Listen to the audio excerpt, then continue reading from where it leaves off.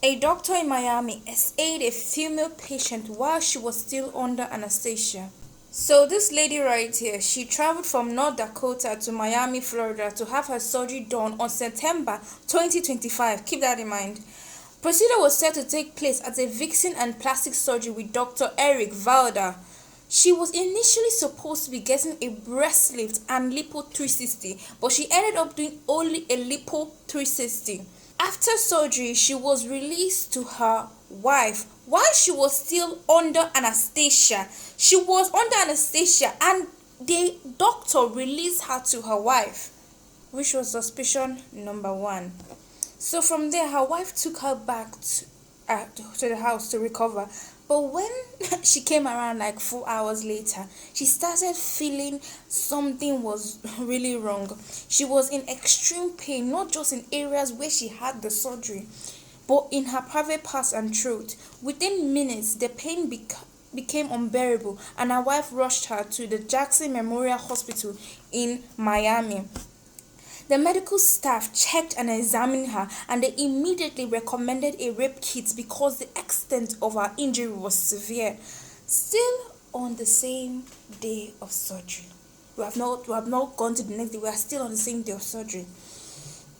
At the hospital, after the rape kit, they found semen in her cervix. Now, being that she's from the same sex relationship, this was completely impossible.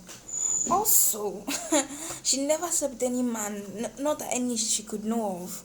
While she was still processing all this, they let her know that a uvula, if you guys don't know what a uvula is that dangling thing at the back of your throat, was detached due to assault. The damage was so severe that she had to have her uvula surgically removed afterwards. This was within 3 days of surgery. So she immediately opens a case with the Miami Police Department. She has emails naming the officers assigned to the case, Officer Jasmine Diaz and Officer Hugo Vegas, and some other officers though. Miami PD took possession of her own rape kit, keep that in mind, and ordered Jackson Memorial, specifically the Roxy Boat and Rape Treatment, to not release a copy of her rape kit to her. Keep that also in mind. For 7 good months, they refused to give her access to her own rape kit. Miami Police Department allegedly also told her not to talk about the situation, not to hire an attorney, which was the biggest red flag. Sorry. That it will interfere with the investigation, and cause she didn't know any better. We can't blame our baby girl. She trusted the system. We can't blame her.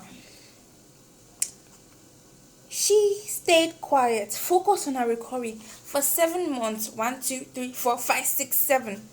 Miami PD claimed that they were investigating the case, and around April 20th, they just closed the case.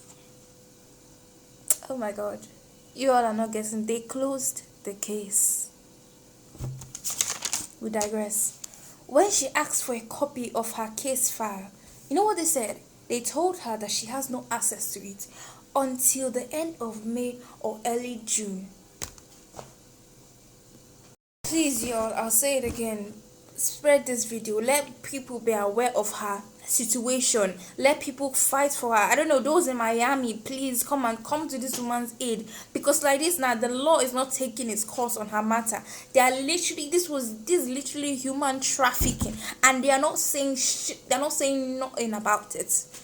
Please, y'all, whoever is in Miami, please come to the aid of this woman, because it's bad.